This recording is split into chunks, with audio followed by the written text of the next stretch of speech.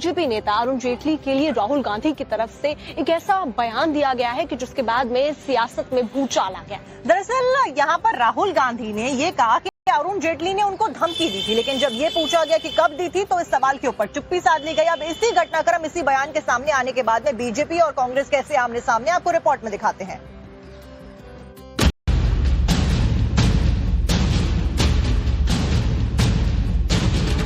And Arun Jaitley ji was sent to me to threaten me. Arun Jaitley पर राहुल गांधी के इस आरोप ने नए सियासी बवाल को जन्म दे दिया। पार्टी के एक कार्यक्रम में संबोधन के दौरान राहुल गांधी ने जेटली पर गंभीर आरोप लगाए। When I was fighting the farm laws, and he's not here anymore, so really I shouldn't say it, but I will. And Arun Jaitley ji was sent to me to threaten me. And he said, you know, if you carry on down this path, opposing the government, fighting us on the farm laws, we will have to act against you. पूर्व वित्त मंत्री पर राहुल की तरफ से वार हुआ तो जवाब में बीजेपी ने मोर्चा संभाल लिया। राहुल गांधी जी को मैं याद करवाना चाहता हूं, श्रीमान अरुण जेटली जी, सभी राजनीतिक दलों में उनकी रिस्पेक्ट थी, एक्सेप्टेंस थी, सर्वमान्य नेता थे वो। उनकी मृत्यु 24 अगस्त 2019 को हो गई और कृषि कानून 17 सितंबर 2020 और 20 सितंबर 2020 को ये लोकसभा और राज्यसभा में आए और मंजूर हुए। कितना झूठ बोलेंगे राहुल गांधी जी।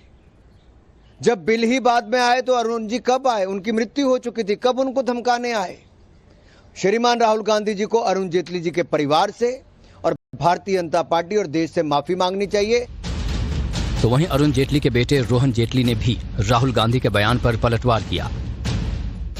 ये बिल्कुल एक इररिस्पॉन्सिबल स्टेटमेंट है, बिकॉज उनके जीवन के समय पे कृषि कानून तो पाइपलाइन में था ही नहीं। जो चीज सन 2020 के समय में आई हो, तो फिर मेरे को तो ये समझ नहीं आता कि आप 2020 में उन्हें मिले कब, किस समय मिले, कहाँ मिले। बीजेपी के आरोपों और राहुल गांधी के बयान पर कांग्रेस का भी जवाब सामने आया है। ये 3 काले कानूनों से भी पहले कई ऐसे षड्यंत्र रचे गए किसानों के खिलाफ। भूमि अधिग्रहण था एक, फिर एपीएमसी का मॉडल बिल था जिस पर ये लोग बड़े परेशान थे कि भाई होना चाहिए, हम विरोध कर रहे थे। तो इसी दौरान अरुण जेटली जी ने जाकर, उन्होंने अपनी तरफ से तो धमकी नहीं दी, जाहिर सी बात है, धमकी तो ऊपर से आई, वो तो सिर्फ स्वर्गीय अरुण जेटली जी तो कन्वे कर रहे थे। तो ये बात आज सबके सामने आई है। आने वाले इतिहास जब लिखा जाएगा तो ऐसे कई वृतांत लिखे जाएंगे जिसमें कैसे अमित शाह और मोदी जी ने कैसे अपने विरोधियों को धमकाने की कोशिश की। ये सब तो इतिहास में दर्ज होगा ही, इनसे बच कैसे सकते हैं ये। कांग्रेस की माने तो जेटली को लेकर राहुल गांधी का दावा 3 कृषि कानूनों से पहले का है। ऐसे में देखना यह है कि क्या इस विवाद का अंत यहीं होगा या फिर यह सियासी लड़ाई आगे भी जारी रहेगी।